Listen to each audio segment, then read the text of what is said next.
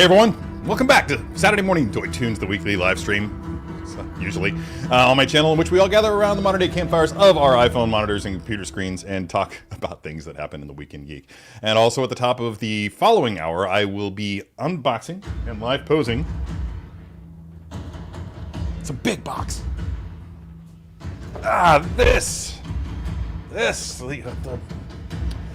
Scarlet Witch from Doctor Strange in the Multiverse of Madness. Yeah, by Hot Toys. It's a fun figure. I've had my hands on it before, so this isn't the first time that this gal and I have shared this place. That came out weirder than I thought it would.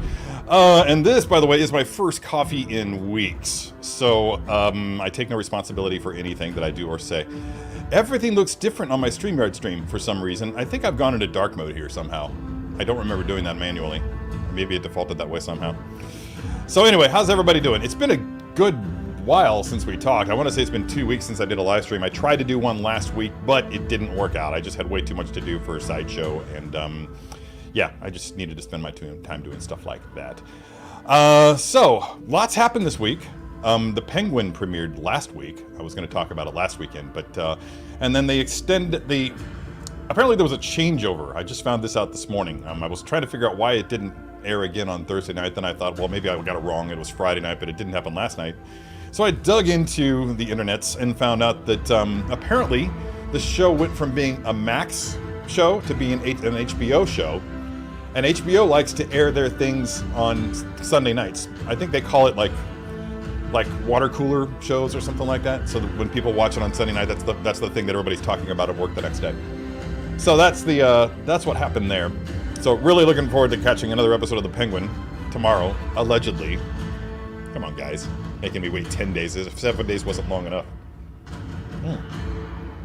God, coffee is so good when you haven't had it in a while. It's like water that way. Nectar of life. Man, everything looks different on my screen today. With this dark mode going on. I kind of like it. Other things that are going on is that the Rings of Power Season 2 is really starting to ramp up. The penultimate episode aired this week for the season, and it keeps getting better and better. Everything about this really hits me hard. I know that a lot of people are upset that for some reason it doesn't...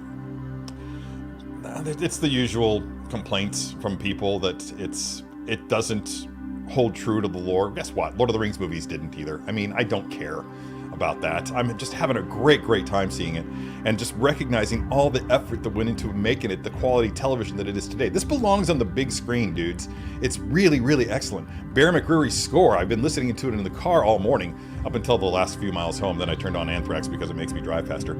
But yeah, it's just so good. If you're into Lord of the Rings and you've been either A, listening to the hype and not watching it because of the negative hype, and or two, just question whether or not a TV show could really capture the essence of Tolkien,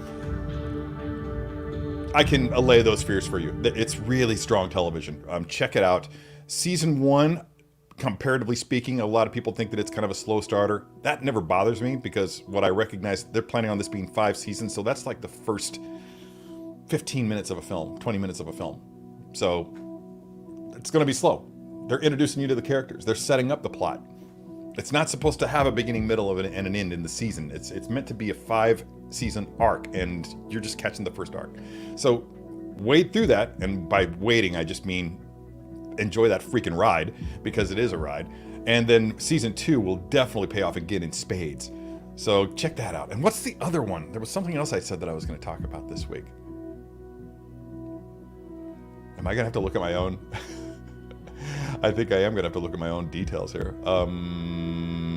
Agatha All Along. How could I forget Agatha? Oh my God. I'm having so much fun with this show. I can tell you that before episode 3 aired, I watched the first 2 episodes 3 times in that week.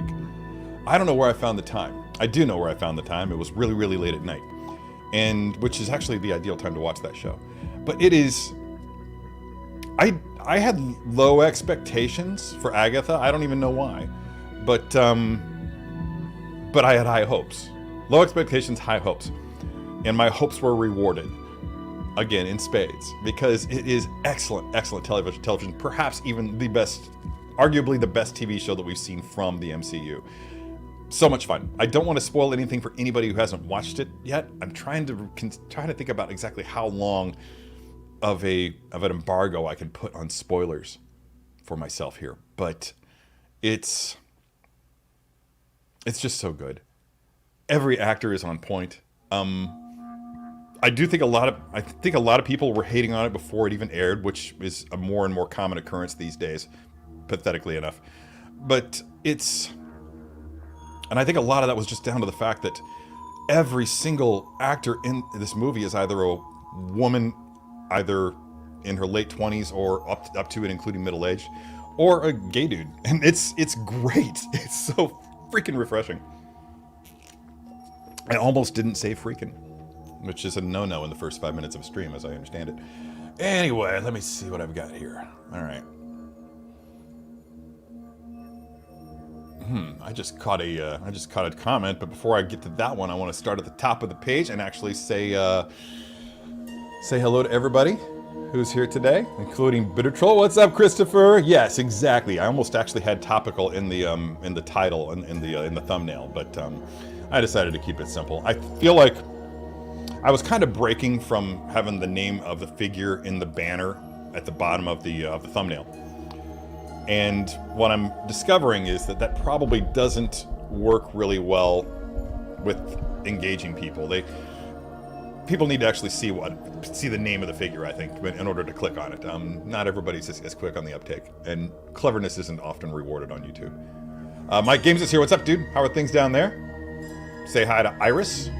Good to have you aboard here. We've got a pretty good 35 people right out of the gate. That's strong. That's strong. I should take a week off more often. Keith Lee with his typical enthusiasm. Thank you, my friend. Hope you guys are doing well and healing well. I know you've been through some trauma, and I hate that for you. I myself am about to engage in my own trauma.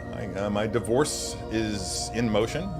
We've booked a mediator. We haven't booked an appointment yet, but we have chosen a mediator, and we're going to move forward with that sometime this month. I'm guessing it's going to be a couple weeks, 3 weeks before we actually have a session, because there's a lot of paperwork to gather. Very encouraging conversation with that mediator. I legitimately thought that mediation would not really go in my favor, but the mediator led me to believe otherwise. So hopefully that wasn't just a sales pitch. Universal Key, what's up, dude? How's it going? And Garrett as well. I'm not sure, do I recall you being here before, Garrett? If this is your first time, then welcome aboard. Welcome aboard. It's a wild ride, especially on days like today when I haven't taken my medication. Linda's here. How's everything where you are? Good to see you here. That guy's here. God, he owes me money. Yeah, you know, I used to do that. It was a last-minute decision, Keith. I was on the road already when I decided to choose Starbucks over my original destination, which I will not utter here. But I decided at the last minute, then I walked in, and I've been in the Starbucks and ordered before, and it's usually a quick turnaround, but everything was getting screwed up. The first time I walked out with somebody else's order. I had to go back in and then wait for mine even longer. So it just, I don't know, it dragged. Lane Kramer's here. What's up, dude? How are things where you are? Damn your need for pumpkin spice. I've broken free of the pumpkin spice thing. I no longer care about it, or for it for that matter. It's just too much. And I'm trying not to eat many more sweet stuff anyway. Black coffee for me all day. I like my coffee black like my soul. AJ Agrusa, what's up, dude? Oh, that's right. The beard thing reminded me that with the divorce being pending, I have a decision to make. Whether or not to hold true to my long-held statement that when my divorce is finalized, I will get my hair cut off and shave my beard. Yeah, we'll see how that goes. Hey, Bad Wolf, what's going on, Mike? Really looking forward to. I think last time we had a show, I mentioned that that this month, in September, I was potentially going to be going up, and as a replacement for Mike, I was going to be photographing Iron Maiden in Chicago, but it turns out that show isn't until next month. And it's not a done deal yet. We're still waiting to hear from the publicist. Actually, I still haven't mentioned to Sideshow that I may need those 2 days off. And as it turns out, I also need the Monday before that off for an appointment with my other attorney regarding my auto accident from a year ago. God, it's been a year now. It's crazy. So that may, considering that's right in the middle of Spooktacular, that may be problematic for them. I don't know. But I'll let them know on Monday, Mike, and get back with you on that. God, I hope they let me do it. I have quit a job before for not letting me go to a concert. That sweet gig that I had in Malibu, serving booze to, like Shannon Doherty and Pierce Brosnan and stuff. Hey, Desmond, what's up, Dr. Hassing? How are things going? And John Galgano as well.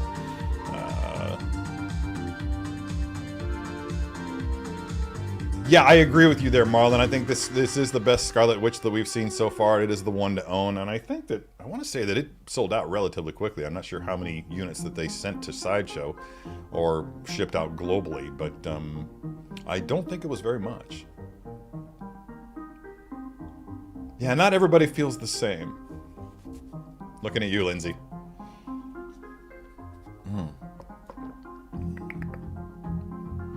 I need Terry's chill, calming voice to soothe my shattered nerves. It's that kind of world, man. It's that kind of world. Yeah, and it's actually... I surprised myself. I think this, apart from being at Starbucks, this is the first time that I've actually spoken out loud all day. And my voice is doing pretty good today, considering the number of videos that I generated this week. So many posing shorts. All for Spooktacular, so it's all like horror movie related or scary monsters. There's a Venom one, for instance, and what was the other one that kind of broke free of the? There were two. There was another comic book based one. And for the life of me, I can't remember what it was. There are just so many. If only I had them here on my desktop and could figure out. And these aren't sensitive like first look, so I feel pretty comfortable in revealing what's coming. Oh, Harley Quinn. Well, that was not horror related though. That was complete. Oh, Mysterio's Iron Man illusion. That was way more fun than I thought it would be. I had a lot of fun shooting that. In fact, the first round that I did of it, I wasn't happy with what I got. The lighting was off, and the poses just weren't doing it for me. Same thing with Venom. I went back and reshot Venom as well for that same reason. And it was so worth the extra time and effort to do it over again. I hope the work feels the same way, but and I hope you guys recognize it when you see it, because I did put some time and effort, especially into those two. There's also some Court of the Dead stuff that's coming as well, and I was really excited to get to work with those. Those figures are a lot of fun. 3-0 does those for Sideshow. Interesting, Sideshow, actually. I would imagine that Tom is very, very excited to do, to have Court of the Dead being licensed to a third party for not third party, second party, I guess, for a figure production. But yeah. Hey Chris, what's up, dude? TK421 Collectibles is here, as always, generating some great content over on his channel. Good to have you aboard. We finally caught up to when I first got here, huh? John Simonson is here. What's up, dude? How's it going? Nelson Mendoza is here. Wow, we got a lot of people here. Up to 37 now. Oh, did you? That's awesome. That's awesome. Yeah, I do too. I'm really worried because as much care as I took with keeping my hands clean, I mean, I washed my hands so many times during the I was so nervous because that is a pure white outfit. And despite the fact that I repeatedly washed my hands throughout that, like every time I do a shot, every time I do a different clip, when I switched over from showing off the hands to showing off the whatever, every time I would wash my hands between takes. Used so much lotion that night on my hands, and I still managed to dirty up the cuffs of his sleeves.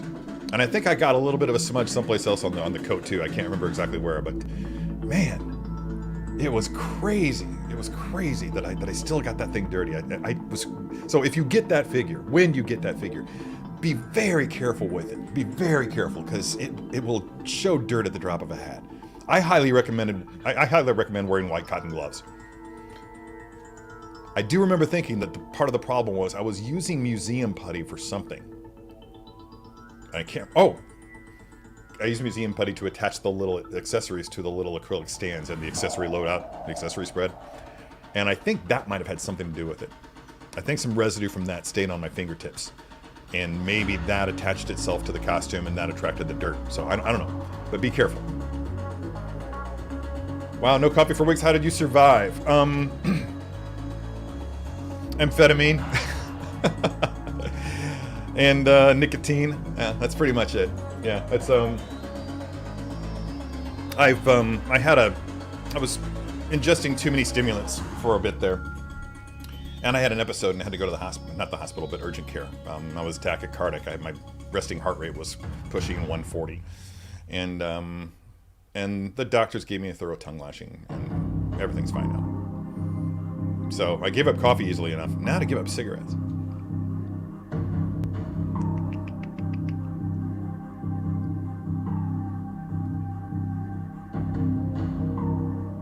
Are we getting 2 this week? Man, I would welcome that. It's a great, great show. My hair changed color since the last time I looked down there at my image.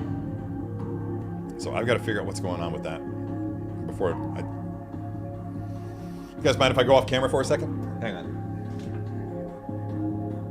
Let's see.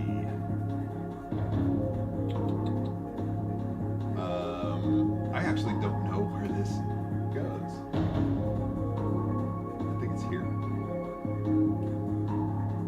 Yeah, the white balance is on auto. Let's put it on direct sunlight and see what that does. Oh, and then let's turn off the menu. Boom.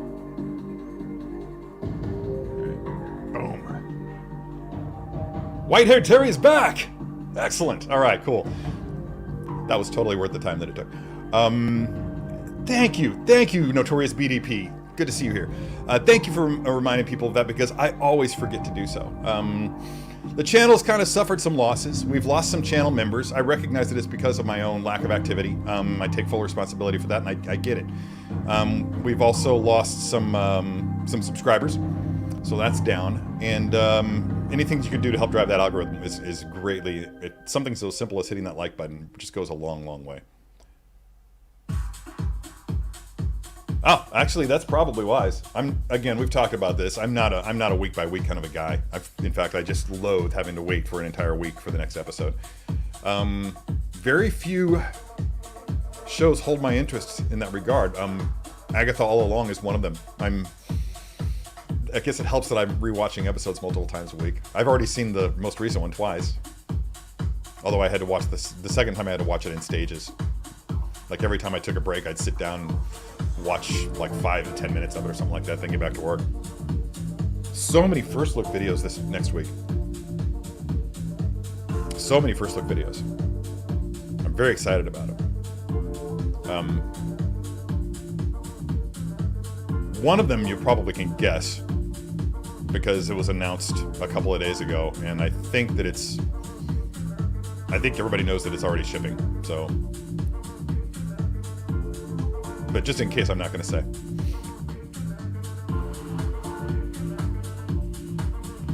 If you want more people in your fandom to drive more things for your fandom, you need to make it easier for people to get into.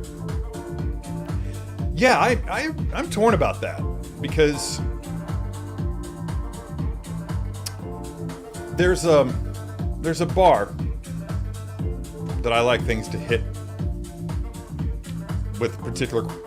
in regards to possessing particular qualities. And I think that to engage with the most number of people, you have to come in below that bar.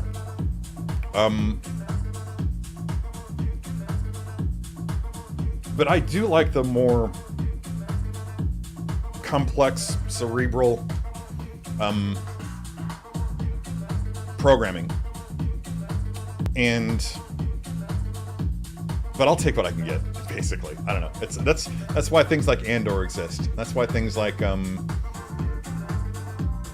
you know, I consider WandaVision to meet that bar. Yeah, and Loki. You know, I mean, if you're looking for in Star Wars fandom, I would say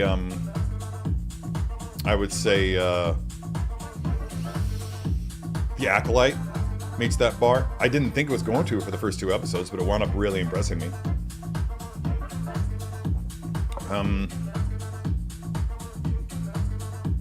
Yeah. Oh, dude, broke my heart, man. I'm ashamed to admit that I don't remember his name. By the way, my sister last night, my sister's a flight attendant for Delta, and last night on her flight to, I think she was going to London, but it might have been Scotland, might have been Edinburgh. She hosted in first class the Robert, what's his name? The actor who plays Elrond. She hosted him in first class last night. She was very excited to tell me that. And I haven't, she was actually letting me know before the flight. He hadn't even boarded the flight yet, neither had she. She just saw it on her manifest. And just couldn't wait to tell me. But, yeah. That's pretty cool. I'm jealous. Also played, young Ned Stark in Game of Thrones. Not sure if everybody's aware of that, but that guy also played in Game of Thrones as young Ned Stark in the flashback sequences. Bad Wolf, I watched a YouTube video that, while not reported as fact, seems to have found the reason there's no Batman in the live-action TV shows. Penguin, Gotham, the crossovers. Okay, that's interesting. Are you gonna leave us hanging with that, or, oh, there we go. No. Apparently there's some speculation that legally Disney owns the rights to live-action Batman on television.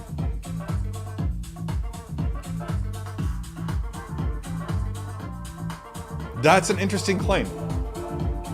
Then how come they're not the ones making Batman movies? Oh, live-action television. Got it. That's so weird. That is so weird. If true, that is so weird. Huh. I did finally, you know, for whatever reason, maybe it's because Gotham, the TV show Gotham, never grabbed me. But a friend of mine, an old friend of mine from way back, like his mom and my mom are best friends, texted me last night and in the middle of all of our text exchange, he just said, "Oh, man, I wish somebody would do a film about Alfred." And I instantly remembered Pennyworth, which is a show that I completely disregarded because Gotham didn't grab me. So I did a little bit of a dive into Google to find out more about Pennyworth, and it turns out, as I suspected, it was a prequel to Gotham, but it's also meant to be a prequel to V for Vendetta? How does that work? I'm curious. Anyway, that show's on Max now, so you can bet I'll be checking that out. I'm really enjoying the Lord of the Rings Amazon show. Just need to watch the latest episode later today. You should. It's epic in all the ways that word was meant to be used. Yeah. It approaches Return of the King in certain regards. A couple of moments that I was just like, okay, they abbreviated that. It's like, I'll just tell you. I mean, it's like there's all these dudes on horses riding towards all these infantry guys, and everybody's just like charging towards each other, and then they go right from charging to just everybody like in rows facing each other with no motion whatsoever. And I'm like, it's like somebody skipped a reel. I don't know. We ran out of time. We didn't have time to shoot them actually, you know, reining in their horses and digging in their defenses. Bitter Troll is indeed digging Agatha. I've yet to watch Rings of Power Season 2, loving Agatha. God, it's so good. Isn't it so good? Man. I cannot not... I'm one of those people that when particular songs are played in my presence, I will cry. I will cry. And after that happened multiple times after watching Agatha, and also even while listening to the song here at home on iTunes, I actually Googled that phenomenon as well, and apparently it's very common, and there are two reasons why people weep when they hear music. Sadness and awe. And it's, given my musical background, I'm almost certain that it's, in my case, it's awe, because every time that somebody demonstrates a ridiculous level of talent, especially when it comes to the human voice, I just lose it. I just lose it. And that had the perfect combination of songwriting and production, and not to mention the voices of all of the women involved. I mean, I don't think I'm spoiling anything by talking about the Ballad of the Witch's Road, that is sung by every woman in that cast for the most part, except Aubrey Plaza. But it's written by the songwriting team who gave us Frozen, who gave us Let It Go. Another franchise, both movies created songs that again made me just weep at the talent shown off in those songs. And God, I just had so much fun watching that. When what's her name? When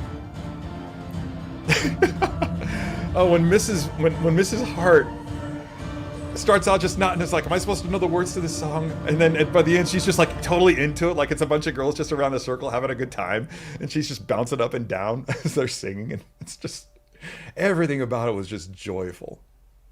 Han does steal it. She does, man. She's just, that bit where, I won't say it because it's in the latest episode, but that bit where she hallucinates, and the look of just loss on her face was so genuine. Horror and loss, that combination of horror and loss. Sometimes when I say horror, it comes out sounding like whore. So if you ever hear me do that, just remember I'm probably not saying whore.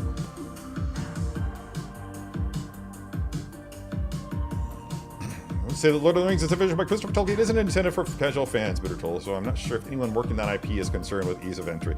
Yeah,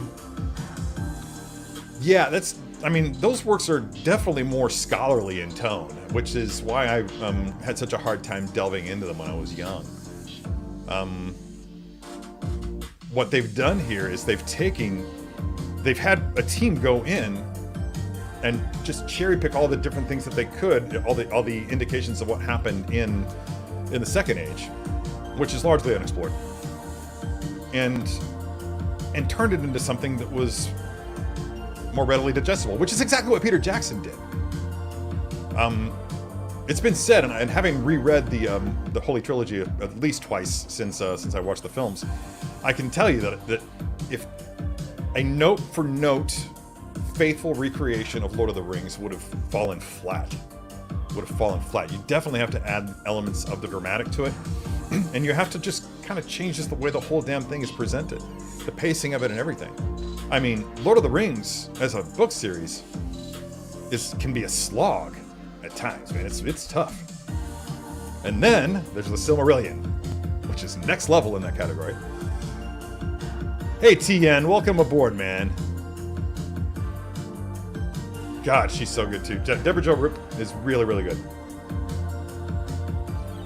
Thank you for reminding me of her name.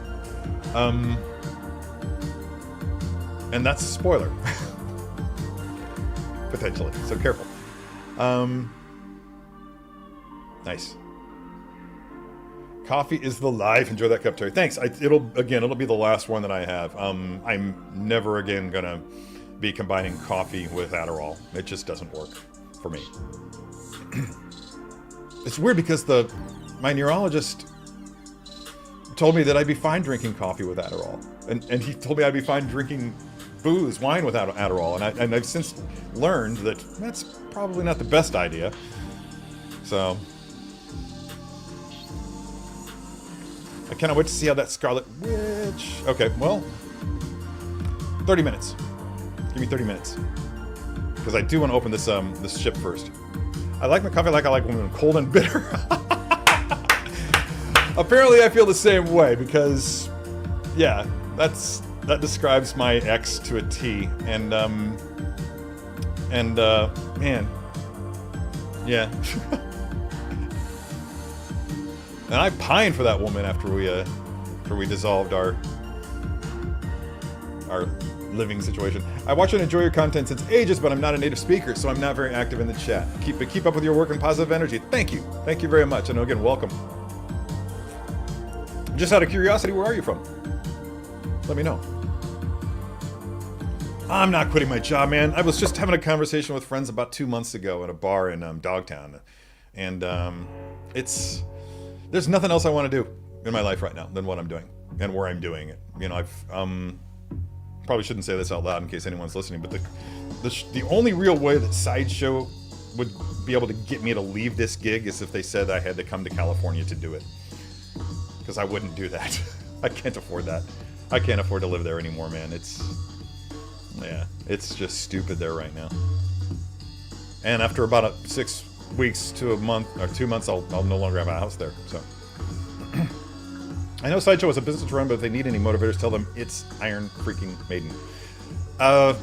Yeah. They'll let me do it. They'll just resent me for it. Oh, you're from Germany? Okay, cool. I used to speak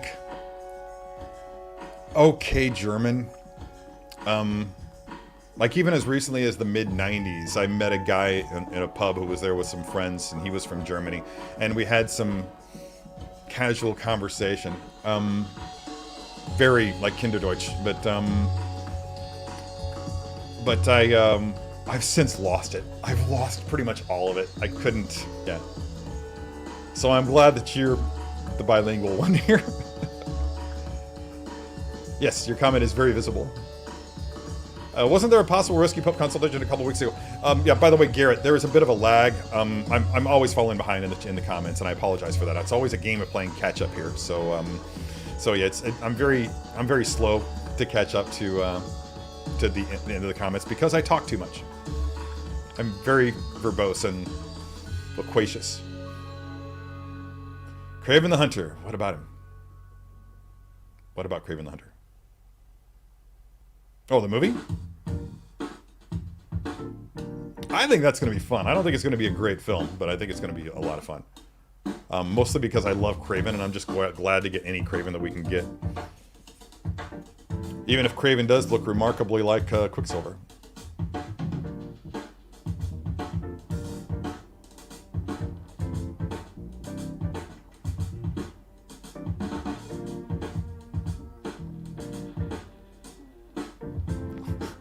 Yeah, most people have to pay for that, right?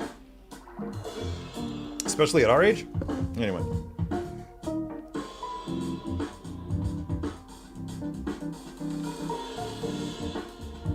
What?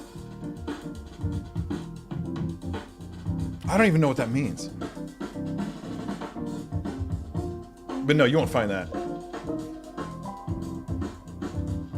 Oh. I'm trying to figure out how you could describe my porn search history. Abbreviated. And, usually just dominated by Sarah Love. That's it. Yeah. Because she looks like an ex. And I'm just fascinated by it. It's like, really? You sure that's not you? Anyway. Oh, okay.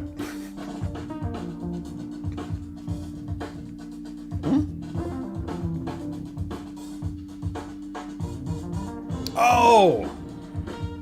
That's, okay. From the menu on the phone. Okay, no, that won't show anything damning. But that would have been funny. By the way, what did you think of the Ahsoka Zombie Death Trooper? I had to get it for that zombie head. Yeah, it's super cool. Have they said when that's shipping? Asking for a friend. Hey, FBJ, what's up? Dig the cat.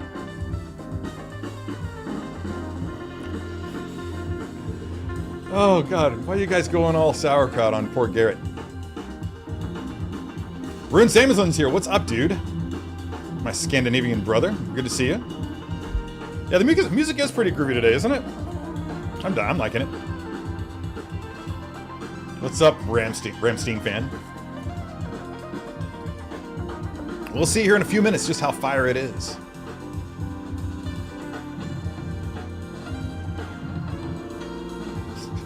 Somehow I doubt that, my friend. Somehow I doubt that. How close am I to the bottom?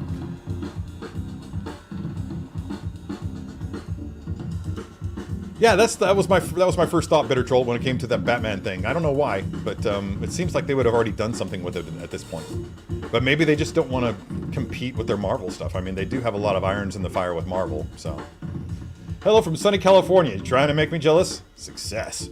Is there any update on when your collection tour video will be posted? No. No. In fact, I'll go on the record right now as saying I've lost all interest in doing it.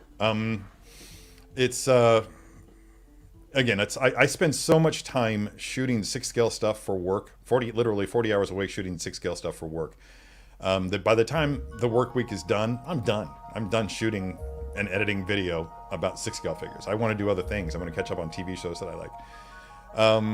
So I don't know. When Sideshow and I part ways, that's when I'll start thinking about that again. I don't know. Other things may change as well. I don't know. It's I've shot footage of it for it, which I've wound up trashing because I changed my mind about how I wanted to go about doing it. Yeah, I have. The trouble is that I have very definite ideas of what I want it to be, but I don't necessarily have the tech and the gear to accomplish it. And I'm sure that most people would be totally satisfied with it just being like if I just took my cell phone back there and just walked you around the room. That would probably be enough. But I do want it to be more than that. I want it to be fun for me. I want it to be just something that I want to do something with it that I've never done before. And I want it to look cool. I really do. I don't want it to be like every other room tour video out there. I want to do something different with it. And again, I have plans, and they're very dramatic, but I just don't have the capacity to do it right now. Especially not with the lawsuit for the auto accident that's going on still, with which I've only recently stopped having to go to doctors and physical therapists and surgeons and everything for that. And also the divorce is just getting underway, just picking up steam. So until that's gone, until that's all behind me, then I don't even want to attempt it. My bandwidth is maxed out at this point. But I'm so glad you're interested in seeing it, and keep encouraging me. I'm not asking anybody to shut up about it by any means, because I do welcome the anticipation, I welcome that. So yeah, keep pushing me, and who knows, it may happen. Though it's not like half an hour ago that reason Disney mailed the 2 minutes. Oh, yeah, that would have to irritate. How did nobody catch that? Somebody probably got scolded. That's interesting.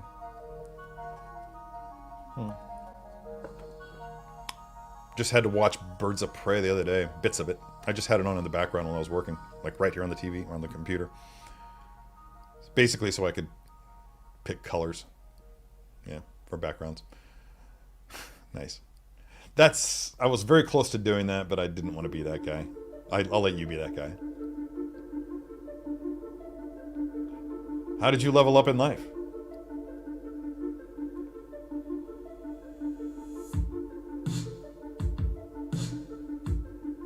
Luis is here. What's up, dude? Yeah, it is great in the rewatching because you pick up on things you may not have picked up on before. I have theories regarding the most recent one after watching it a second time.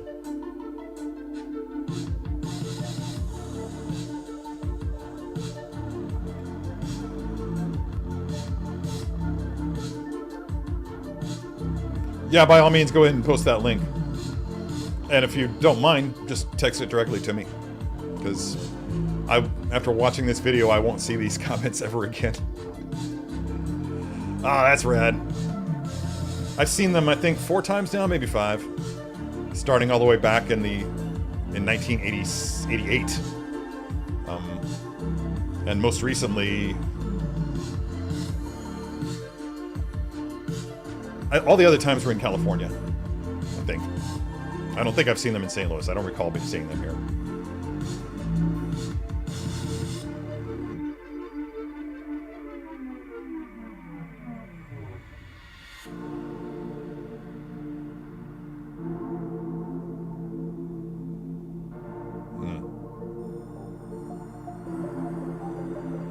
Oh man, listening to me while driving?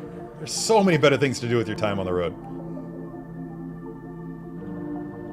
I think I've actually publicly said on here, I know for a fact that I've actually said here publicly, yeah, I was,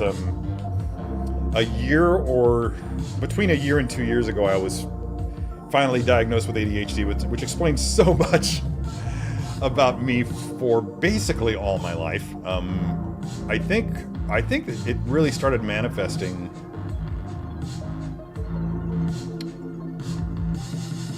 probably now that I mean, all the way back in first grade, like when I was 6, is when my memory allows me to recognize, like, okay, yeah, that was ADHD. But it increasingly became more apparent as I got older, and because I was a gifted kid and I excelled in school, like legitimately, all the way through high school, I got through high school with like just by my grades on tests, like not doing homework and all that good stuff. It was yeah, I and so many more indicators were there, but I won't get into them. But yeah. I mean, once I actually saw somebody professionally about it, they were like, "Oh yeah." and even for years prior to actually seeing somebody professional about it, all my friends with ADHD have been telling me, like, "Dude, you've got ADHD. Yeah, you got to do something about this right now." And if you watch my stream, it's pretty freaking clear. There are points in this stream where it becomes very apparent that Terry's ADHD. Like now. Anyway, not really. Mitchell Lawrence is here and wants to know my thoughts on the Death Trooper.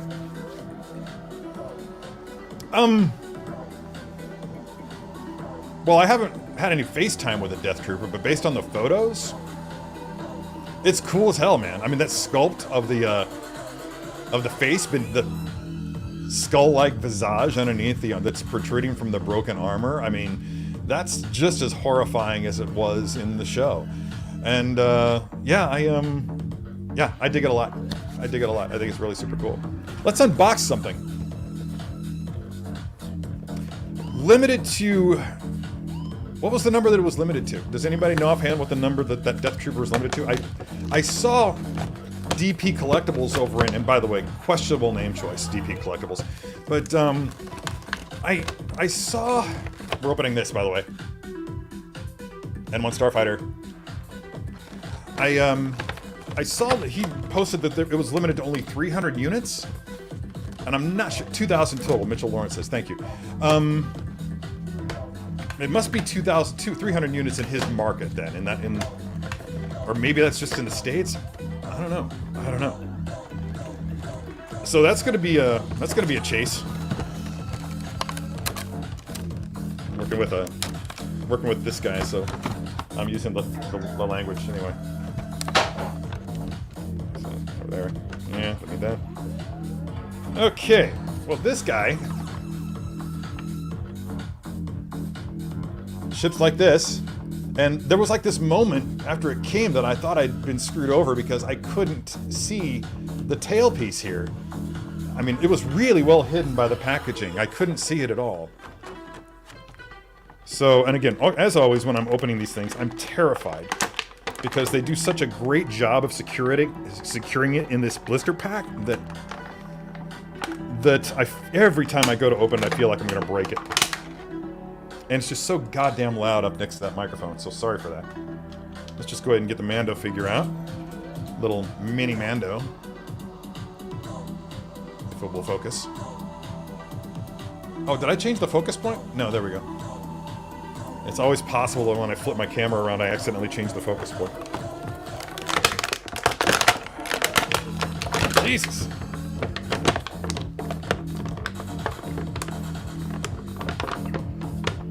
It's like resale value on these things is crap after you open them, so it's very tempting for me to just rip it open. Like, take some scissors out and do it that way. Just for my peace of mind. It's, Ninja reflexes save the day once again.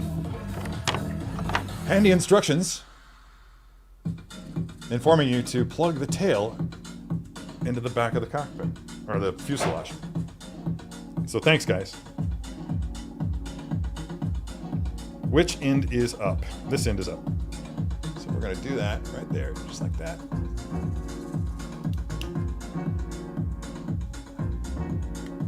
Oh man, it's a tight fit. Is it all? It's not all the way in. As usual, I'm having that moment of panic where, did I put it in the wrong direction? Did I put it in upside down? There we go. Yep. Oh, it caught one of my hairs. Well, that's not going. That's there forever.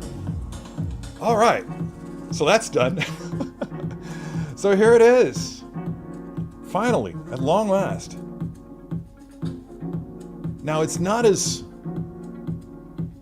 chromy as the actual N1, which is why I didn't buy it earlier.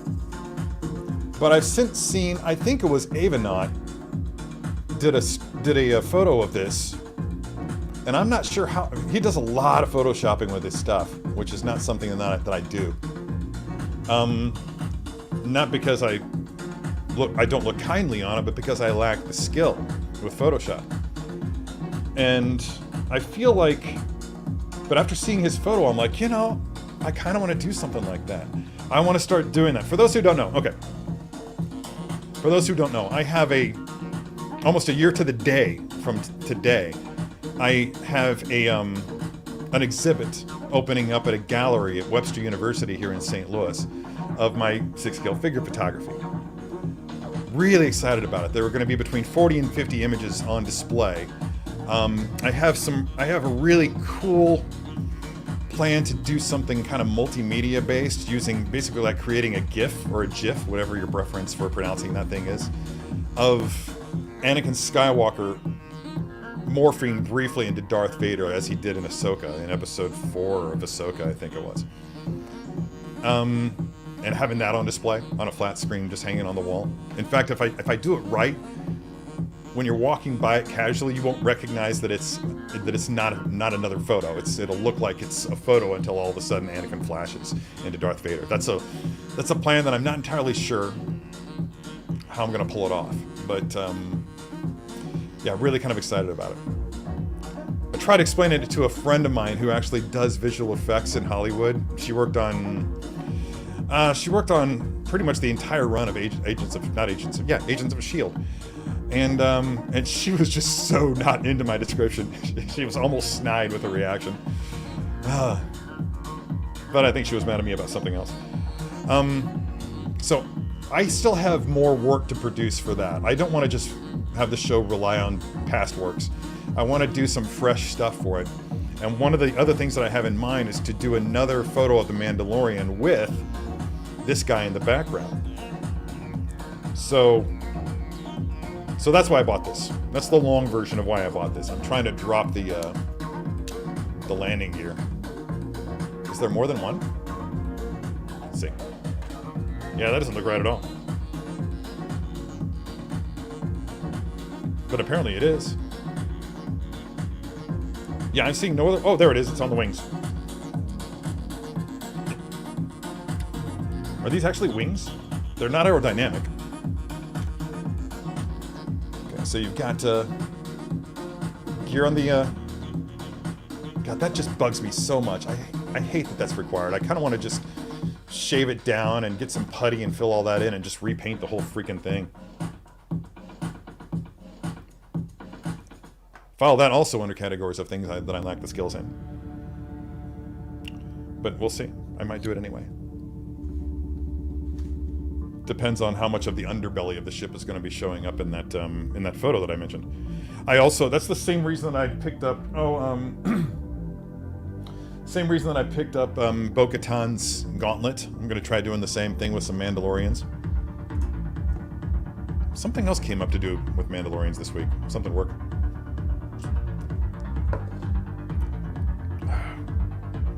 There we go. Can always count on you, my friend. Thank you. Thank you for bringing another level of humor to the show. Yeah. What's this? Also working as an artist, VFX photography for German television. That's fantastic. That's fantastic. I thought about doing that for a while. In fact, a friend of mine did do visual effects for a local television here briefly before joining a post-production house. And he wound up producing the first computer-generated graphics for the local professional hockey team for their television coverage back in the 90s. And it was really, really cool to see that come on every time I watched a hockey game. It's a curse, I guess, but I couldn't imagine being different. Love being in hyperfocus. The hyperfocus is the best part, man. That's the thing that makes it tolerable.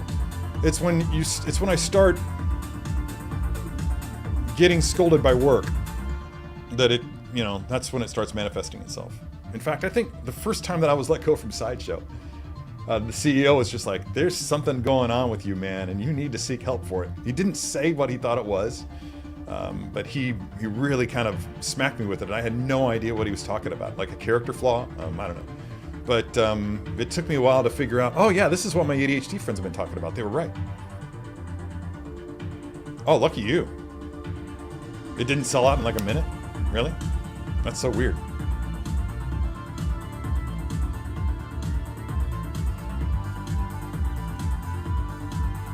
Yeah, I'm growing more comfortable with it.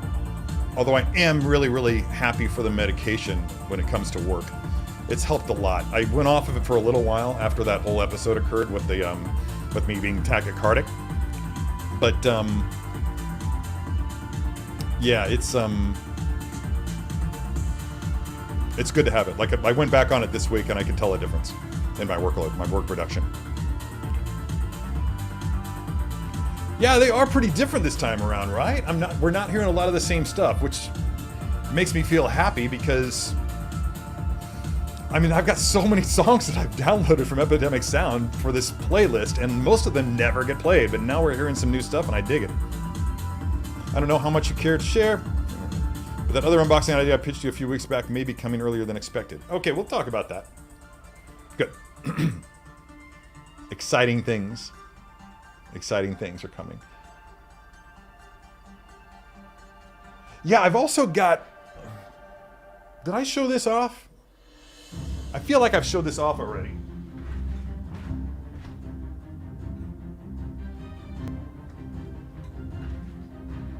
But this is, God, I can't even remember who made it.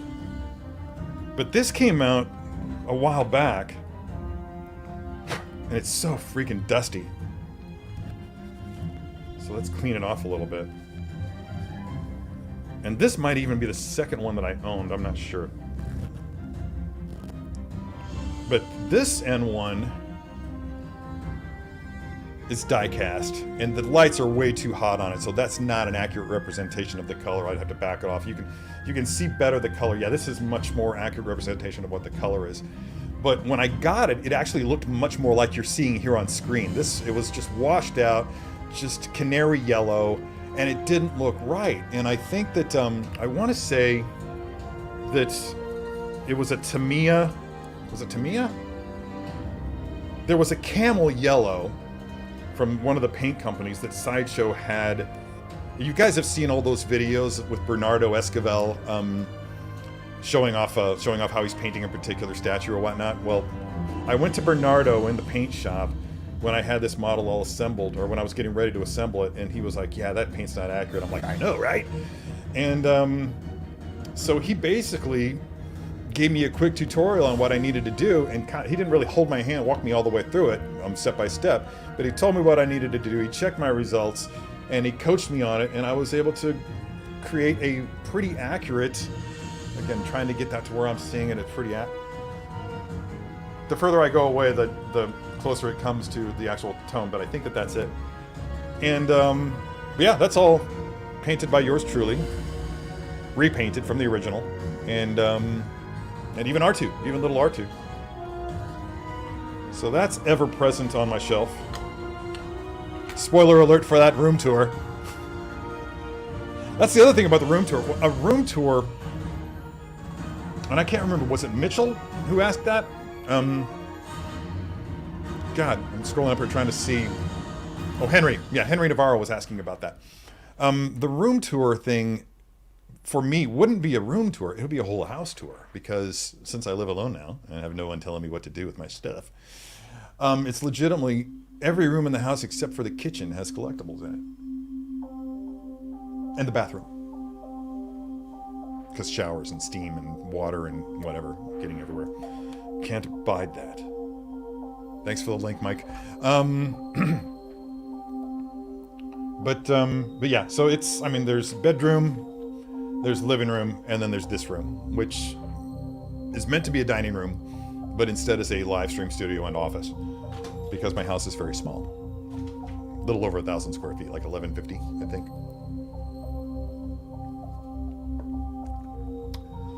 Visiting a local Walmart periodically, looking for the X-Wing. Time is it? Oh, it's time to pose. Yeah, where did I... Oh, I got mine in the 3-pack with Vader's... 4-pack with Vader's TIE Fighter and the other 2 TIE Fighters. It's right over here. It's legitimately sitting on the urn for Stewie's ashes, my dog Stewie. I kind of feel like Stewie would be okay with his urn being sort of a mock-up of a Rebel base, but yeah.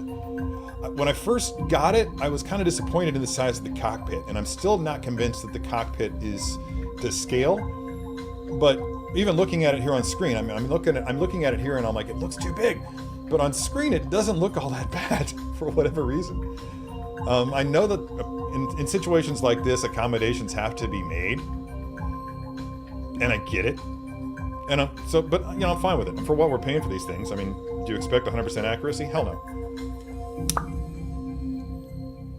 Anyway,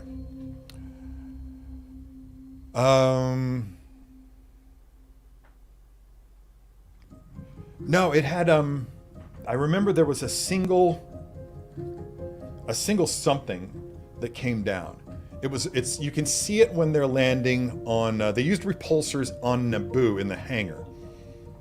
Either that or they were mounted to the wall somehow. I don't know. I can't recall how that was done. But you see at the beginning of episode 1 or 2, when they're coming into land at Coruscant, you see just this really interesting landing gear descend from the belly of the N-1. And it's not at all like what we're seeing here. These are completely different. And I think that's accurate. I think those landing gear are accurate to the Mandalorian, but I could be wrong. It's been a while. Sounds like a perfect excuse to rewatch it. I skipped a step. I didn't set up the table, the posing table. It's currently in poser short mode, which means that it's short. Okay. So let me get a scooch.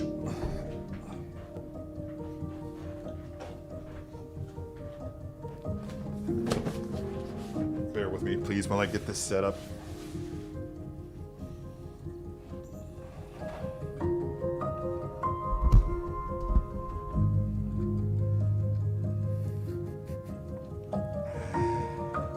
Yeah, I have reasons for not wanting collectibles in my bathroom. For one thing, I really do feel like it's important to not have collectibles in every room in the house. A lot of it is... Can I tell you guys a story?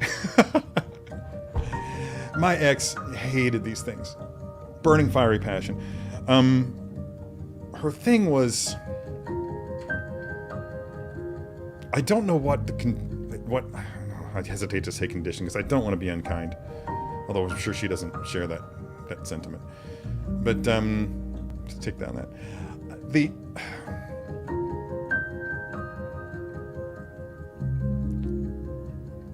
She felt threatened by legitimately everything that I enjoyed that wasn't her. Video games, collectibles, photography. When we would go on vacation, if she felt like I was spending too much time taking photographs, she would let me know it. And I don't know, it was a very weird way to live. Anyway, so moving right along. Doctor Strange, I love all the care and detail that went into the creation of this box. I don't usually show off the box to this extent, but just loving all the reflective elements in it. It feels very much like a Doctor Strange-esque sort of a look. Just look at that. It's off center, isn't it? Yeah, it is. And yeah, very cool. That's just the slip cover. I mean, we can slide it off. And fair warning, this one's been opened, so I don't know what condition everything is in on the inside. It could still have all of the plastic on it. It might not. I don't know. We're all going to be surprised during the day by this. That's assuming I can ever get the slipcover off. Oh yeah, I forgot about that. That's cool. There's the back. Scoot this over a little bit more. That's the back. Scoot me over a little bit more while I'm at it. Framing is everything. Yeah, there we go. And that's attractive, right? I love the... Let me see here. I'm trying to get a sense of what's going on, because we got Wanda looking forlorn here, and I'm looking like intense, like, oh god, she's about to attack your ass. And then over here, I don't know what this is supposed to be, but she's in such shadow that I can't help but think that's just like pure freaking evil Wanda. And I just love that. I haven't had... You're watching me live trying to interpret what this is. And I just think it's beautiful. Let's spin it around, and you've got everything, including a reflection of me from the screen. And I wonder if I can just for this, let me see, this might be something that I try to do later on down the line, but if I made the whole screen go black, that will probably help. So yeah, she's, you can see all the elements of that base in there. The figure itself, the hands, there's more stuff under there as I recall, the candle that forms the circle around there. So yeah, that's cool. Let's go ahead and get this all open though, because nobody really cares to see the figure in the box. They don't want to see it out of the box. Look at all the, everything's just haphazard. All the plastic bits are haphazardly thrown into the bottom of the box. Sometimes it's all about time over, you know, expediencies can be crucial. All right. Trying not to rip anything.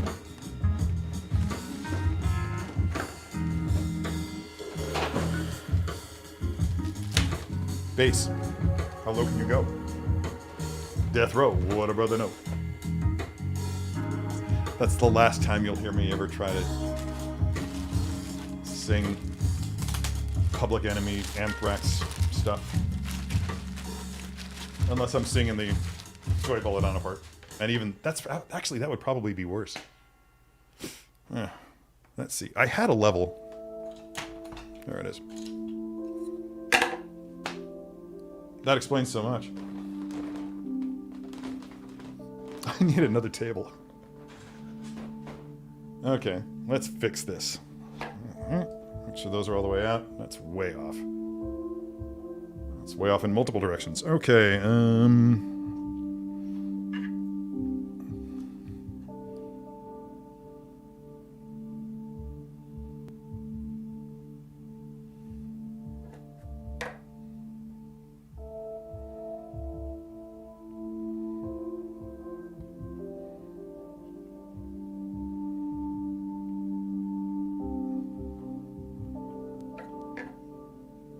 sorry I'm being so silent, but I'm really focused. I want this to not be annoying. This thing needs clean. There's so much museum putty on it. Here's a trick. I'm sure a lot of you know this, but some may not. When it comes to museum putty residue, or just any museum putty in general, you can see like the little dots of it. I don't know if you guys can, but you can see like the little dots of museum putty residue all over this from where I stuck it on bases, but the bottoms of bases, so they don't slide around when I'm posing figures. But the best way to pick up that stuff is by just grabbing a ball of museum putty and just doing this. Just tapping it over and over. And kind of, sometimes you have to just kind of, as you pull it off, you have to kind of slide it or roll it. But as long as the amount in your hand is greater than the amount that you're picking up off of the surface of whatever you're trying to clean, it will, the putty residue will adhere to that and just lift right off. And this holds true, like sometimes when you're using museum putty to hold a couple things together, it will get like in the crevices of like the shoes of a figure, for instance, and that'll come right off if you just do it repeatedly like this over and over and over again. And this still isn't perfect, and I'm probably gonna have to attack it with Windex later on down the line, but you can already see that it's much improved. So that's a, I don't want to call it a hot pro tip, but maybe a lukewarm pro tip, if that helps. So somewhat less gross. And yeah, now again, much like when I was doing the Thrawn figure, I now have residue from museum putty. I almost said silly putty, all over my hands. That base covers it up pretty much nicely anyway, so. All right, I might have to stand for this because this box is so freaking huge. At the very least, I'm gonna have to scoot over. So let's pop the top off of this girl. Woman. Witch. There's your room tour. Let that be the focus of the... Okay, pop these hands off really quick.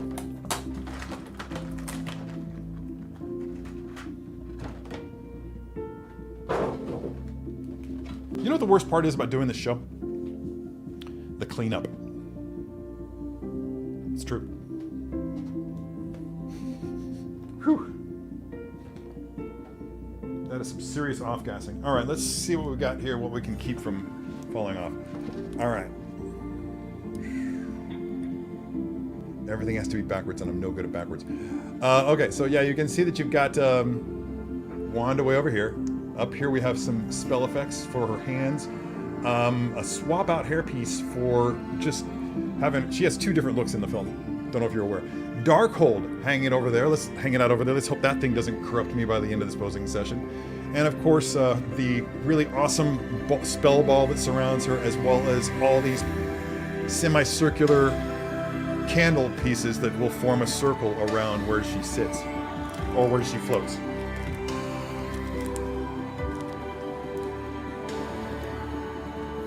Pull it around. What I'm looking for now, oh, there it is.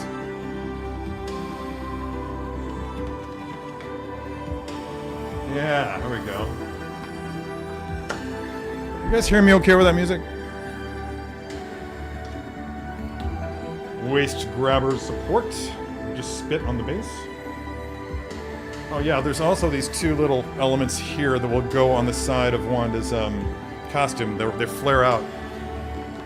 Man, I just feel like I'm being blown out by this song.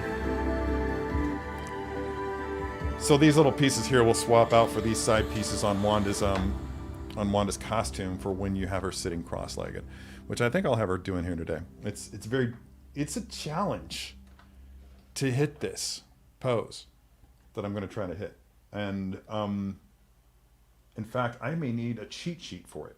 Oh, there's another cool little spell effect. This is for mounting the Darkhold. So yeah, we'll need that.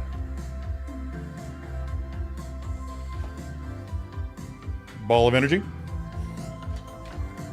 I need some of that today. And here's the little spell pieces. And probably should have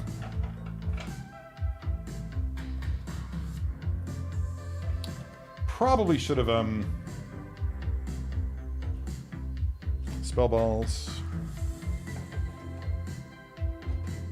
Probably should have done my homework and actually looked at some reference images of this. So I might have to jump down there and get some more of this before this all begins. Slide this down. Oh, that's crazy. I'm looking for a screwdriver. I know I have one here because I was just working with an Iron Man figure. Ah. There we go.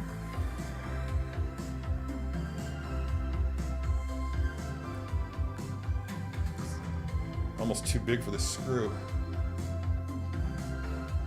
Wow. Is it too big for the screw? Am I doing anything there? Nope. Not a damn thing.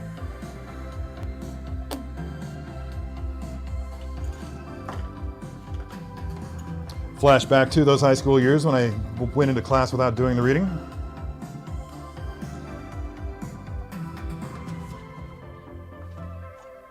Well, crap. Oh, there's that hand. I wondered where that went. No. Oh, but wait. There we go.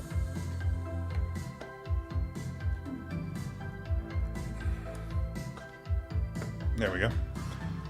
Relatively solid. Going to keep that screwdriver handy in case I need to, and I probably will. I probably will need to, how does this mount? I completely forgot. Ah, right. It's got this little ball of back there, and you just have to... Yeah, that's going to have to go lower. Yeah, we don't want her floating too... Because right now, if I put her in it right now here, then her legs are going to be hovering like right about here, and that's just really too high. So let me just go ahead and drop that down. Eyeball, and I think just a couple of inches will do. Keith, go for it. It's all you.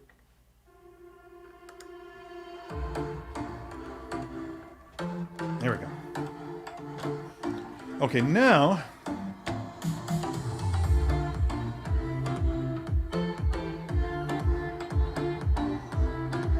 I remember this piece being very, very difficult to work with because it keeps popping out while you're posing. So note to everybody out there, might consider waiting before putting that on until the pose is done. God damn, that's loud. Okay.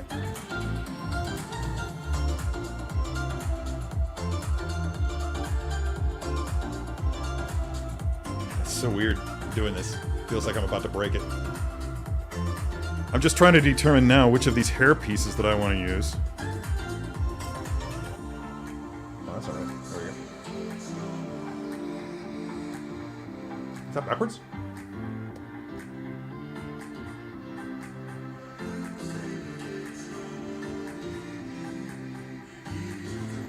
Okay. Now I'm seeing it. This hair piece gives it more of a back-swept look. It keeps the hair back over the shoulders. So if you were having her like in a flight pose, maybe looking up a little bit, that would be better. But I think for what we're doing here, I think the one that comes on it is probably going to be best.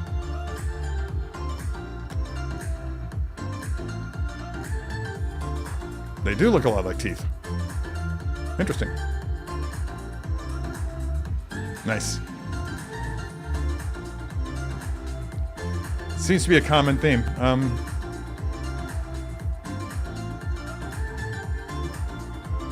Yeah, I don't know what's going on with that. I think, oh, you know, that's what it is. I had the mic turned more towards the speaker, so that probably, I'd say that definitely affected it. Plus, this song is just really loud.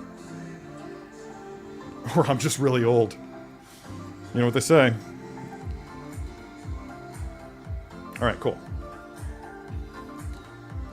Alright. Oh, it's been so long since I played with this that I actually don't remember which hands are best.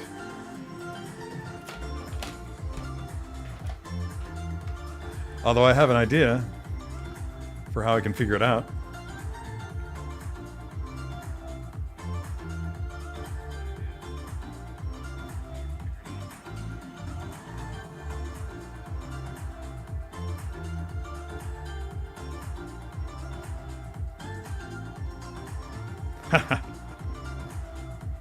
There we go. I'm legitimately looking at my own video to figure out what to do. Alright. It's not a posing video, but, oh, that's cool. There we go. Okay. Okay. Okay. Oh, that's neat. Man, okay. I am going to need those balls.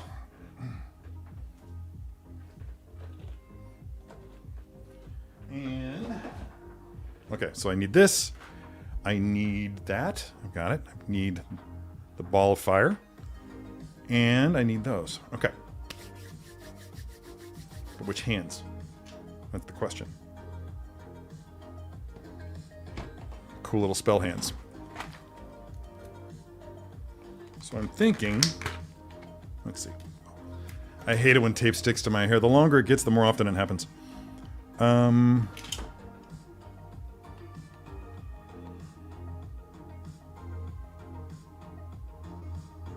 Okay. That one. And... No, this one.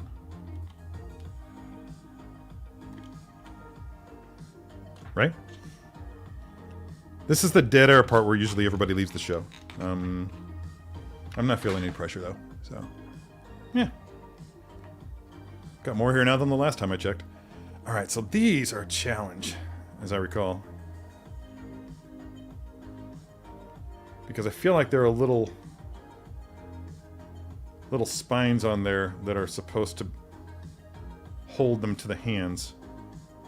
And for the life of me, I'm too old and blind to see them right now. So I'm just going to wing it. For now, I'm just going to put the hands on the figure and move forward with the freaking pose, because that's what... Oh, you know what I forgot to do? You all know what I forgot to do, right? Yeah. So let's just do 3 strikes. 3 poses enter, none of them leave. This is 3 strikes. Okay, so yeah, here we go. Let's present this. I'm just gonna do this really quick. Share the screen. Talk my way through this entire screen. No, I don't think so. There we go. So today we're gonna be doing 2 weeks worth of 3 strikes. I didn't really go week by week. I just took the offerings from on. Okay, 3 strikes is the segment on the show in which I try to highlight a few poses that were struck by people who hang out over at the Poser Posse, the companion Facebook. Excuse me, the companion Facebook group to this show over on, just, if you're not a member of the Poser Posse and you are into posing action figures, then feel free to hop over and look for the Poser Posse Facebook group. Not the Poser Posse, not the Poser Posse Facebook page, because I just closed that down finally. But it's just a place for people to hang out and show off what they're doing with their own 6-scale figures. And I try to every weekend showcase 3 poses by people that really jumped off the screen at me. It's totally objective. I'm sorry, it's totally subjective. It's just, and there's really no criteria. It's just whatever just jumped out at me at the moment. So here's the here's what I'm showing off this time around, if it ever pops up. There we go. First out of the gate is Omi Aguinaldo. I'm sorry, Omi, I always get your name wrong. I know I do, but Omi always does these great poses with these anime figures that read as so lifelike, and this is a perfect example of that. Just the way that elbow is just the combination of the elbow on the chair and the hand up there by the chin. It just looks so natural, and pulling that off with what you're seeing there with the legs, that's tough to do. I mean, that's just sitting poses can be very, very hard for so many reasons, not the least of which is that the hard there's no soft tissue in these figures, and there's no soft tissue usually in the seats that they're sitting in. So what usually winds up happening is the figures don't look like they're resting realistically on that material. And there's also like the difference in weight issues that like a heavier human body would sink further into a couch cushion than even a soft 6-scale cushioned seat would accept the way that would accept a plastic butt of a 6-scale figure. But yeah, Omi's always doing great stuff, and I always love seeing his stuff on the Facebook group. So yeah, great stuff there. Michael Berube is always doing home run level stuff with his figure photography. And he really brought some next level action to this pose because yeah, he just rocked 2 different poses. This is meant to be sort of a multi-universal Wolverine encounter. And it works really, really well. I love the blue tone on the lighting and in the shadows there. Reflected really well in the shadows on the figure itself. Just the difference between the contrast between the warm tones on the Wolverine figures and the cool tones in the background and shadows really works well for me, as do the poses too. Love how nothing's really colliding. You're not losing anything to foreshortening. Just perfect. Perfect in every way. Laura Quiles, again, demonstrates exceptional skills. And this is just a lovely, lovely image. And I'm guessing that that's a TV backdrop in the background, Laura. Let me know if I'm wrong. But yeah, this is a great moment. Something that we never saw on the show, and I'm kind of glad to see it here. So, lovely. Jasper Ventus. This one almost didn't make the cut, not because it's not good, but because I didn't see it. I accidentally clicked on it, and it popped up, and I was like, oh, that's nice. And it also has me really wanting to drag out my own version of this figure that was gifted to me by producer Alan a long time ago. I also love how it just shows off that suit is black.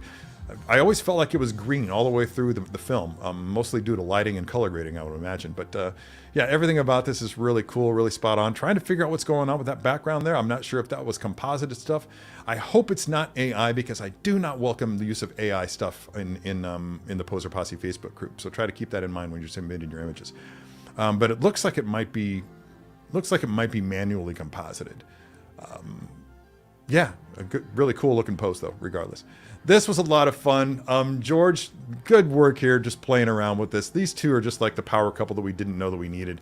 And it's, yeah, a lot of fun. He actually, go over to the images on the Poser Posse Facebook group, and you'll be able to find multiple angles on this. He had a lot of fun with it, and I can tell.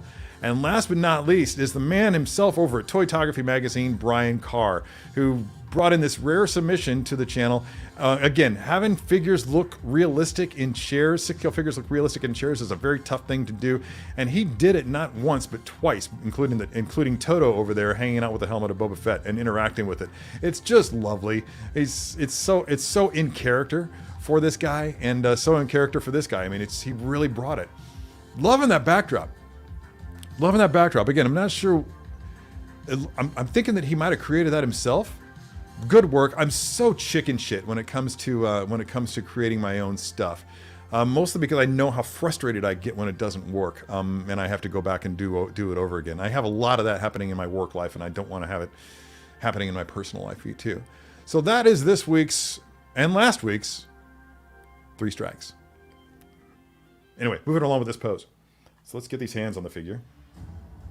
Are these really the hands that I want? Yes, I think that they are. All right. My hair is really starting to shed. It's time to wash it. All right. If you guys spot anything that I'm forgetting, let me know. I'm going to bring the comments back up so that I can see them too. Wow, lots of comments on that.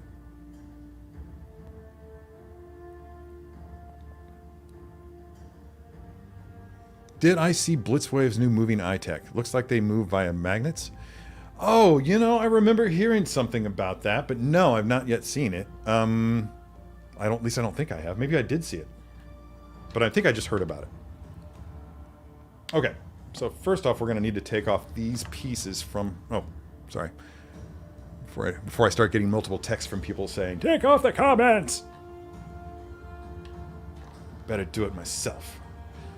Hot Toys typically will let you know, and they did here, which side these things go on. Magnets! These are magnetized. Probably the presence of the magnets there probably gave it away. And this one? Once you get those on, you can see that those are nice and upswept now, so that you no longer have to worry about them colliding. This always makes me nervous. Alright, so let's go ahead and rotate this leg all the way out and bring it up. Rotate this leg like so. You see what I'm doing here? I'm trying to get it in the light. Bend that up about 90 degrees or so. Just for starters, you can always adjust. And then rotate it in. And then just kind of bring it up and out at the same time. And adjust as necessary until you've got it where you need it to be. I'm going to try to I didn't push it this hard when I was doing it for the...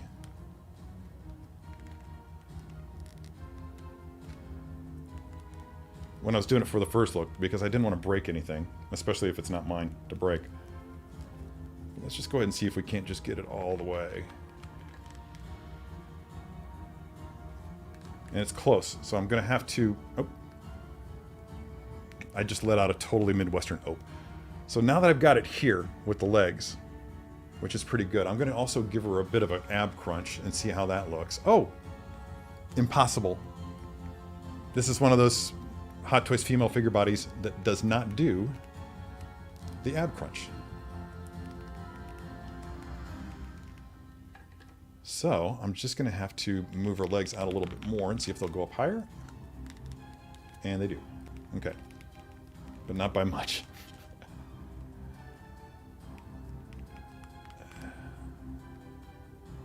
What do we think? Does that look unnatural? I feel like that looks unnatural. Because the only other way to do it is to drop it one leg over the top and bring them further in. That doesn't look right either. So let's go back and do it the other way.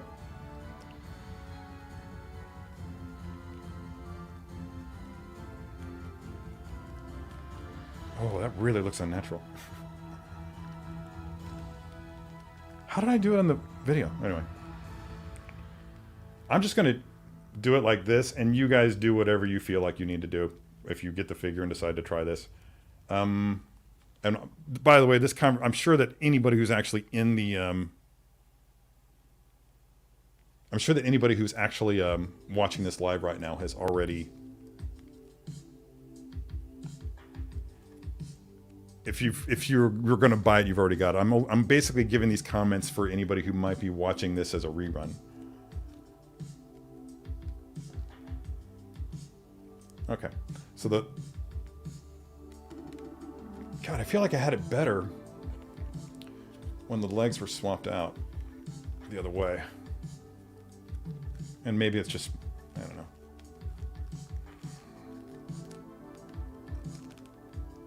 Oh, there we go. Now I'm getting somewhere.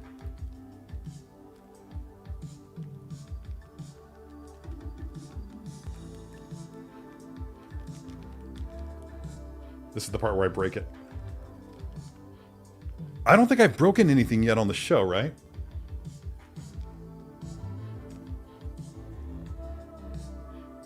Okay, let's get her on there.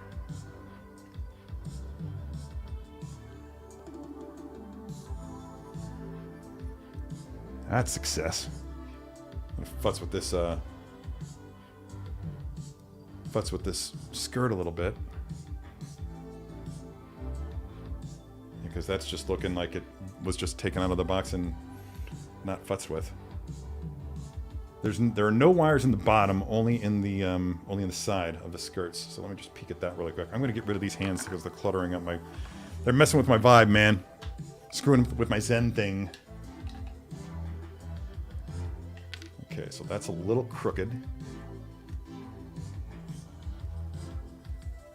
Oh yeah, really digging the vibe on the legs. I think I pulled it off. Let's get her down here.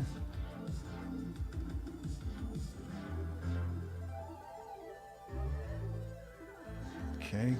Okay, so what I'm doing here is I'm just kind of keeping her elbows as tucked into the torso as I can, and making sure the arms are out just a few degrees, not too far.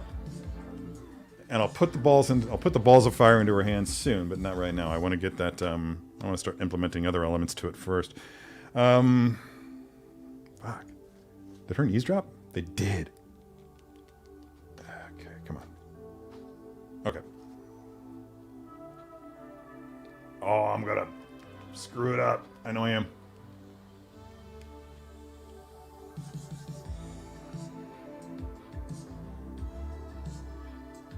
Close enough. All right, cool. And again, that's going to be... Okay, this tiara is going to be last. The Darkhold is also going to be close to last. This, and then the balls of fire are going to have to go on. So, one of the things that I predict is that while I'm doing all of this, after I get something installed, like the Darkhold perhaps, And while I'm putting something else on, then another element is going to fall off. So let's just see how accurate that prediction is. We're going to drop this down over the back here. And maybe I should have done this part before putting Wanda onto the stand.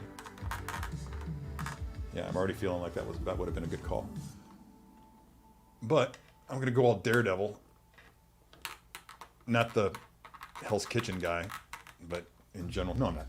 Screw that. Balance around the edge. Don't you fall, little lady.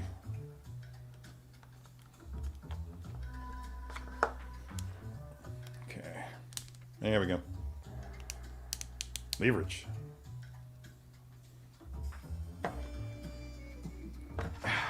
Oh, this is fun.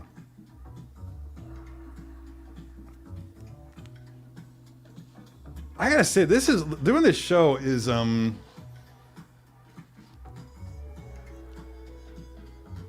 keeps me employed. Yeah, if it's good to be able to make an excuse to do some of this on my own time, as opposed to Sideshow's time, which, you know, yeah, I get paid for it, but, you know, it's complicated. All right, get in there, Wanda. How are we looking? Oh my God, that's awesome. But I think it needs to be lower. And by that I mean this thing. Nope, that's where it should be. Rotate. There we go. It's like you don't even need the little... It's like I'm doing something different this time. Like maybe these hands need to be down here, and... Yeah, that would work. That would help. Except now I can't figure out... Oh. Hands off. Literally.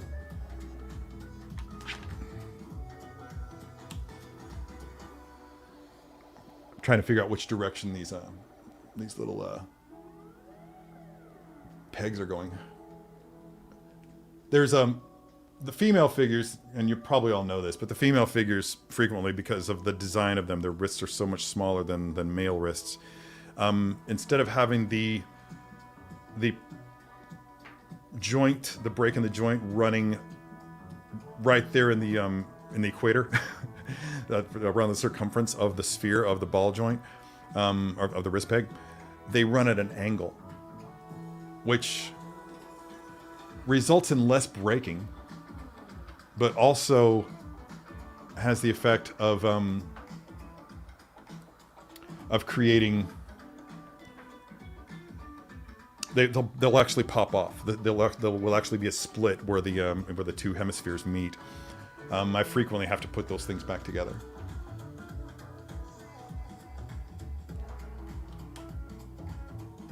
Nice. Let me see here. Okay, trying to remember how this goes on.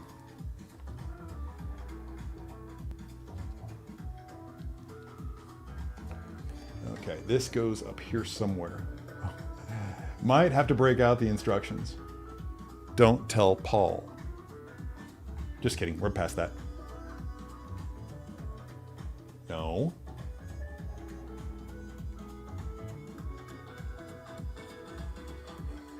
Okay, so the Darkhold is supposed to be held out here somehow. Screw it, let's get the instructions. Those are not instructions. There we go.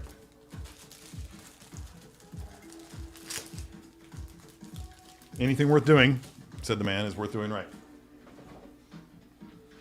The man is Hunter Thompson, in case you weren't aware.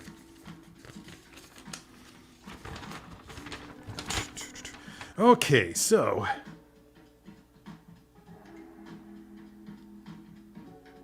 there is actually a left and a right sphere.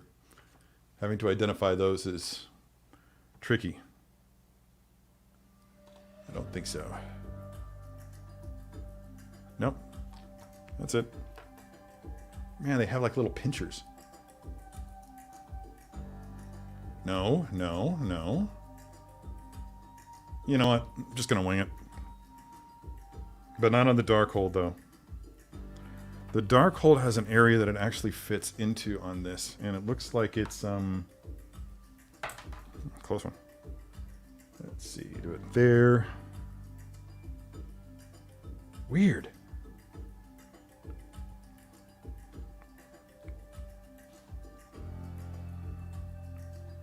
That just seems counterintuitive.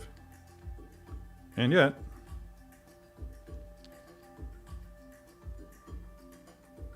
oh, rough side down. Rough side down. Okay. I'm not doing this where you can see it. I'm sure that's not very helpful. By the way, this thing has print on every freaking page. And there are many, many pages.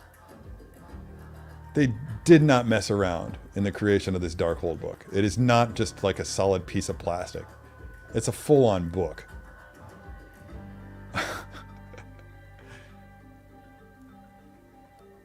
Hot Toys. It's the reason why they're the boss. And then everyone else is just racing to keep up. Let's see. Fuck. Come on, man. I will not lose my patience. I will not lose my patience. Actually, maybe if I started here, try to figure out how to do this first. That seem right? That's got it.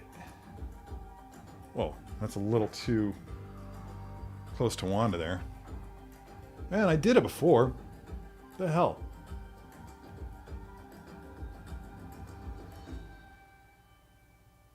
Okay, if that's where that goes. This is taking way too much time. I'm sorry, guys.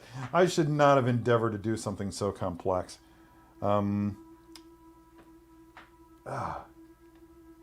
It's hooked on there really good to the extent that I don't know that I'm going to be able to get it off. There we go. Okay. So it feels like it needs to be more out here. Yeah, like that, right? Except now it's... I fear that it's going to fall off completely. I'm feeling the pressure. Can you tell? Oh, it goes way up high. Right? No. It all comes down to figuring out exactly where it's supposed to go. You know, I wonder if I broke it before. Oh, so close here.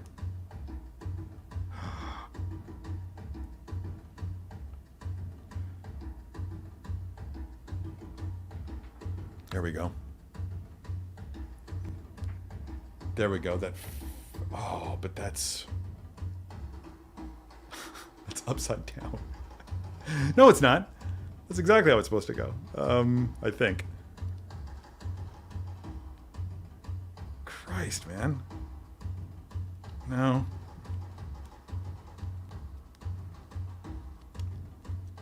There we go. All right, that's it. All right, let's try to get this on here. Where do we want this? Up high like this? Or down low like this? I'm thinking up high because she's reading it.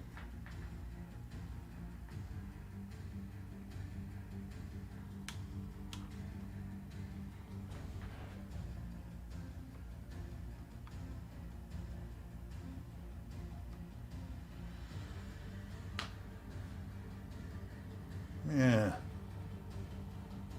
That's all I have to say about it is, yeah. I don't know, man. I don't want this to go on any longer than it already has. We're already probably dangerously close to running over time. Yes, we are, in fact, dangerously close to running over time. So I'm just kind of going to pop these little balls of energy onto Wanda's hands and hope that they hang out long enough for me to do this, which is throw the instructions on the floor, snap in some candle pieces, which, by the way, do attach to each other. And go around the base like so.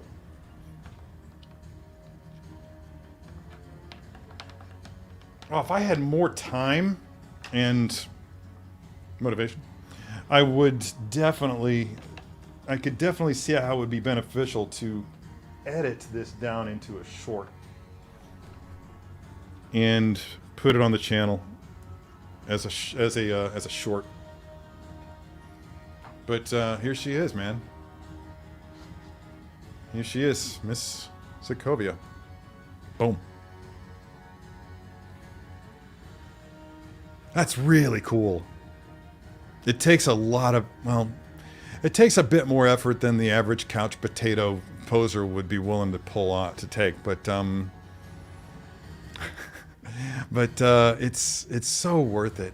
It's so worth it when you get it done. I think this is a little bit crooked here. I'm going to rotate that so that it's, yeah. But look how good that looks. Seriously, for the Scarlet Witch fan, I don't know that you can do better than this. They really went all out, and I think you can, yeah, you can definitely make this fit in a Detolf. It may be a little too tall the way I have it now, but this is totally adjustable. You can drop her down an inch, you can drop this thing down an inch to compensate, and you're set. It's just, I wish I had room to put it in here because I would have it in here in a heartbeat, but this is all Star Wars all day. This does need to be adjusted a little bit. So I could spend some more time on this and make it look better. And if you have this, then yeah, you can too. But man, yeah. Ramstein fan gets it. Yeah, she looks really good, guys. I'm so glad you agree. There's one thing that I talk about with this, with the upcoming gallery exhibit and everything as well, but people are making comments again about my about how a lot of my photos look like they're a screen grab from a film or something like that, or something from the cutting room floor, and it's not. It's I play a small role in that. It's all down to I'm cheating. I'm legitimately cheating because I'm legitimately standing on the shoulders of giants when I create these photographs, because the team that creates these things does most of the work for me. All that I have to do is put them on a table, light them, surround them with some cheap elements just to give them an environment to live in, and it's done. Yeah. Yes. I mean, I've gone on record as saying pretty much every single time that I post a figure on this channel that I always reserve the right to make some changes, and I will spend days, sometimes even weeks, futzing with a figure just as I'm walking by it or something until I feel like I've got it right. 11 weeks for the boundaries and work around the limits of articulation and posing. It's a challenge, especially for armored figures like clones and troopers. Oh, hey, Cody. Wait, which Cody?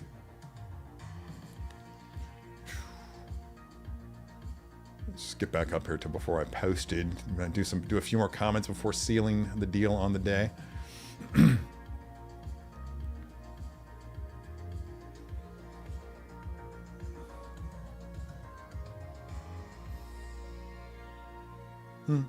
No.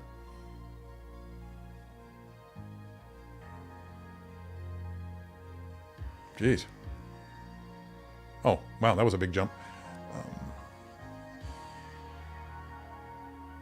Yeah, I bet it. You know what? That would actually be a great photograph for the exhibit. And I do still have Dead Strange here from Sideshow, so I may see if they're willing to let me put off shipping it back for a week or two while I try to figure something out with that. That would work really well in my wheelhouse because of how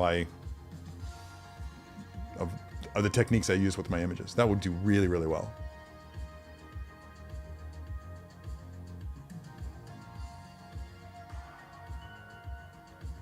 Yeah, dude.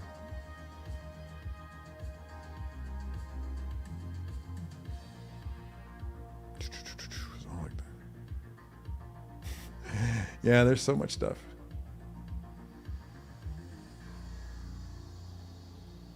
Oh yeah, that's been a few weeks back, but and I hope it holds together. I I didn't wind up using any armatures because I couldn't figure out a way to guarantee that that the armature wire would be flush. Once I shoved it into one end of the horn, into the broken end of the horn, and then tried to shove that into the skull, I couldn't guarantee that it would actually go in straight.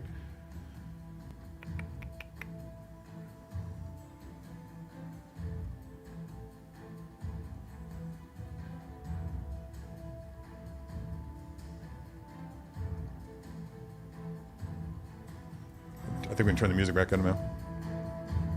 Oh, wow. I went way far back. Oh, it really is. Man, I should have totally busted this out for the Spooktacular videos I was shooting. Because I changed the background. For the upcoming poser shorts for Spooktacular, the background is completely different. Well, mostly. The figures are different. X-Men left, other things came in.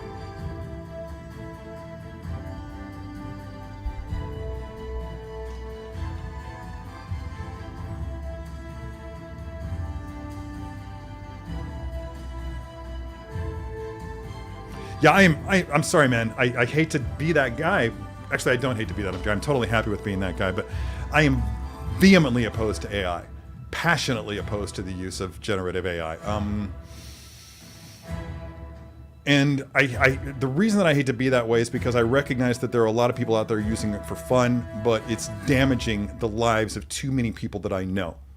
Too many people that I know are losing work because companies and other professional entities are choosing to go with using AI themselves or with using so-called AI engineers because they'll work cheaper than actual working artists will, and they're literally creating a generation of starving artists on top of those that already existed. So yeah, I'm gonna have to die on that hill, man. I'm sorry, but yeah, it's if you find a way to fill in the backgrounds on your own, like digitally painting, that's fair game.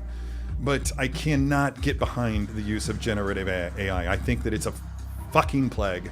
I'm sorry for the language, but I just feel very, very, very strongly about it. And look into it, man, because it is damaging a lot of lives. It's legitimately corporate greed at its finest. And it's creating a generation of people who consider the people out there who consider themselves artists, who are using exclusively generative AI to create their art. It's maddening to me. I know I'm not hiding it at all right now, but it fills me with freaking rage. And I know that what you're doing is not at that level. I understand that, and I'm not pointing at you when I'm talking about this. I see that you're just using it to just flush out your own stuff, and you're having fun with it. I mean, you're not selling your stuff, so by all means have fun with it. But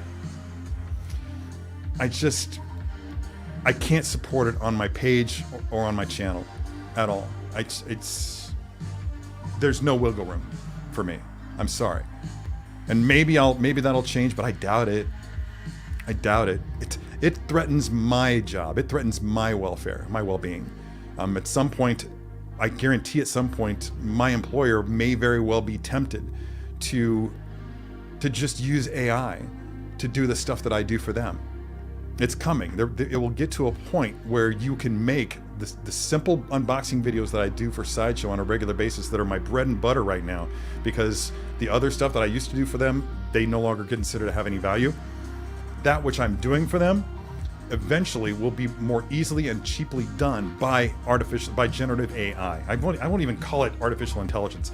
Generative AI, guys, is just a jumped up algorithm with a freaking dickhead of a publicist. Publicist. Yeah, that's it. And it's not AI at all.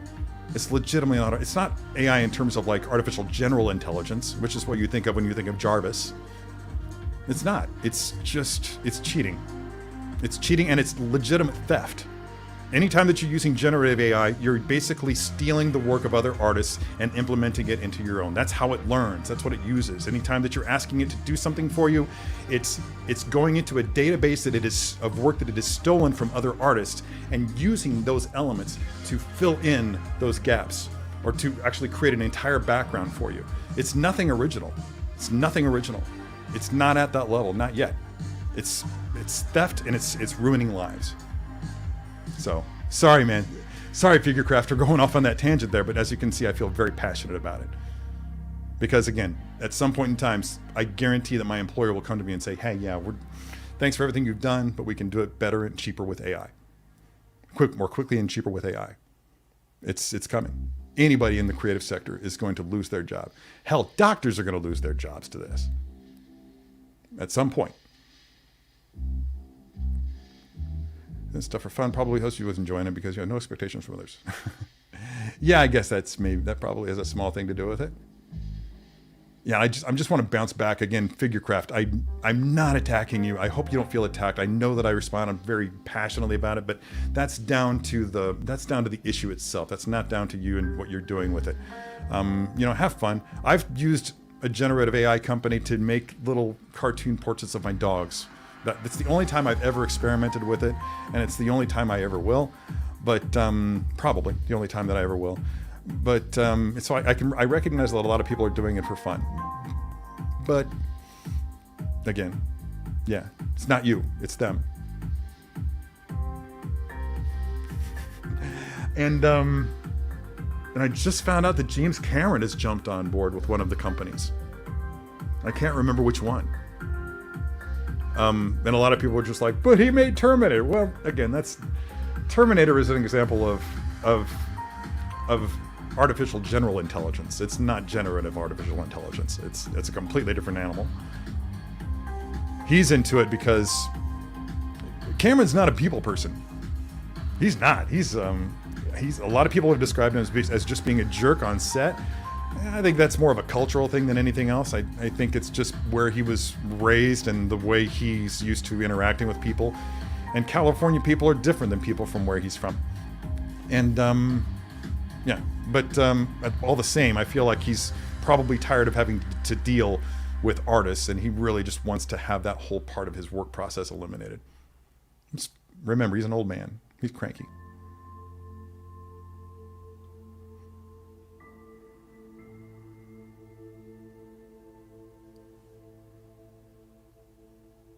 Oh, yeah, there you go.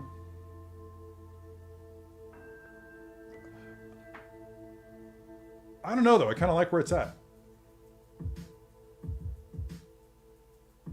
I don't know. I'd have to look at reference images from Hot Toys and all that.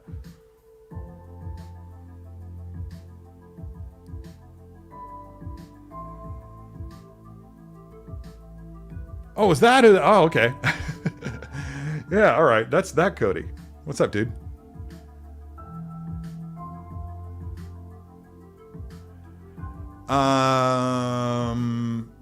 Actually, it just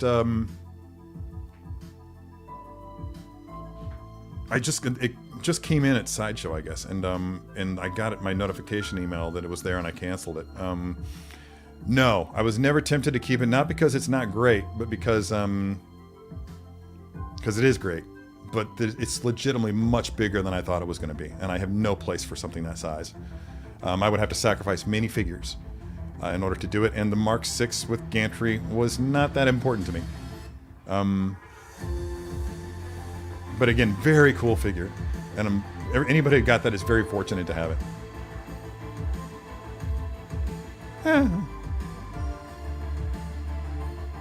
Quite the opposite, but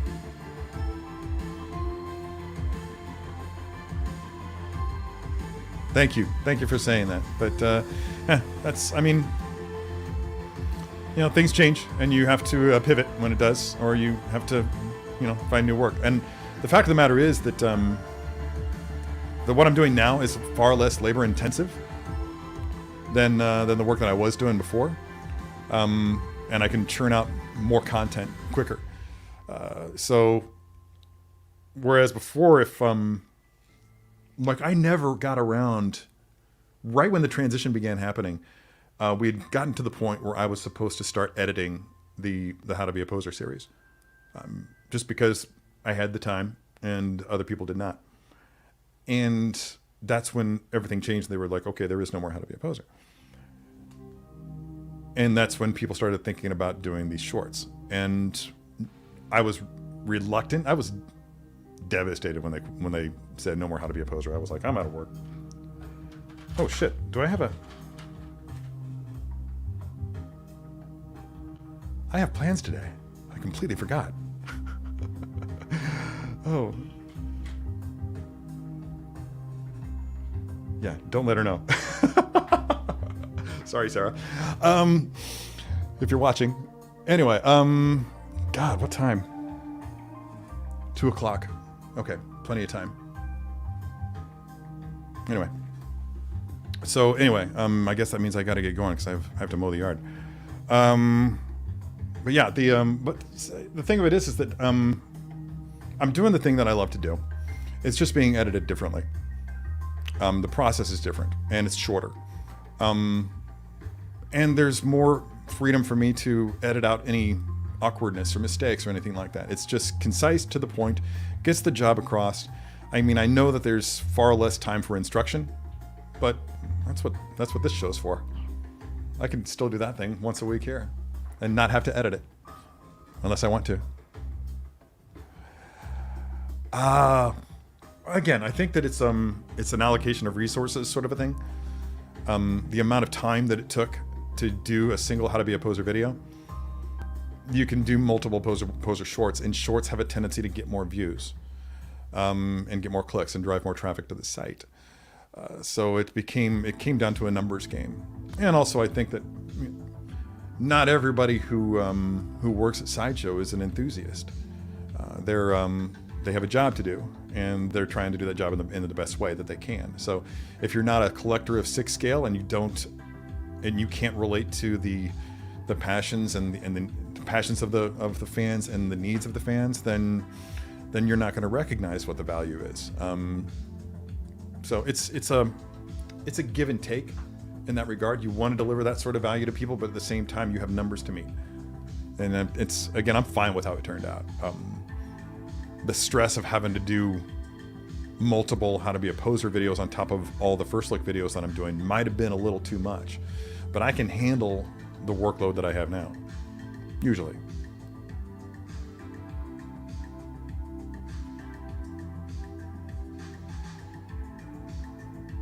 Yeah, I recognize the temptation. I've thought about it. I have. My skill set ends at a certain level. Where I see other people like Sean doing the most incredible photos with compositing, and I don't have any skills for compositing. So the temptation to go down that dark path has been there. I'm just like, it would be so easy. But ultimately, in the end, it never looks good to me. I've not yet seen anybody do anything. I want to say that the latest fiasco is that Tears for Fears have a new album coming out, and they went with a really well-known AI engineer whose work is respected, really well, highly respected in the community. And I look at that image and I'm like, no, it's not good. It just doesn't look good. And I know that's subjective, but I've been around real artists long enough now, for the past decade and more, and seen and witnessed some really sensational work. I know what good work is, and AI's output isn't it.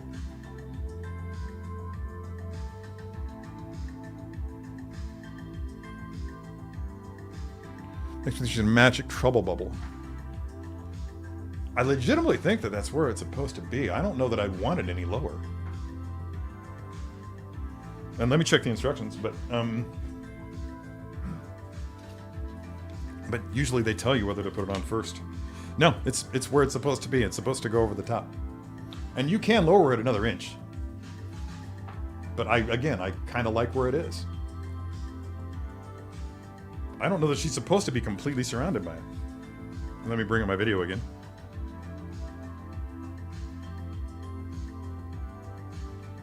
Yeah, in fact, I have it much higher on her in the video. And I'm using a different ball to put, yeah, I totally did it differently just to show. Like maybe I've got it too low. But again, you do you. Subjective, it's all subjective.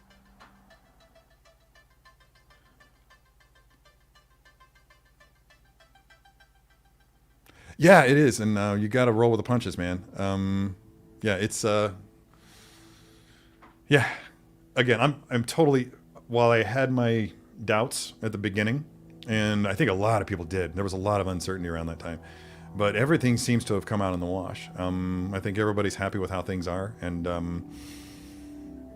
I can always, again, I can look at that time where How to Be a Poser was the thing, and still feel fondly about it. But again, I'm very content with the fact that I can just comfortably generate at least one video a day, sometimes two, and keep everybody happy. It's yeah, the potential for stress with doing what sometimes wound up being a 10-minute long video for the sometimes 15-minute. How long did those run? I don't even remember. But they could become very long. Or maybe I'm thinking about the deep dive videos that I was doing. Anyway, guys, it's 11:40, and apparently I have plans today. So I gotta take a shower after mowing my lawn. My dog is sick. Dobby hasn't eaten in a day and a half now. So I've got to whip up some chicken and rice for him to see if I can get something on his belly. In fact, I don't even think he's had anything to drink. Is he still alive? Anyway, I'm gonna go check on my dog, guys. Thanks for joining me today. I hope you enjoyed watching this this posing session with the Scarlet Witch from I almost said Monty Python. I don't know why. From Doctor Strange and the Multiverse of Madness. And until next time, be good to each other. Have a good week, and hopefully see you next weekend. Until then, be good to your plastic. Later.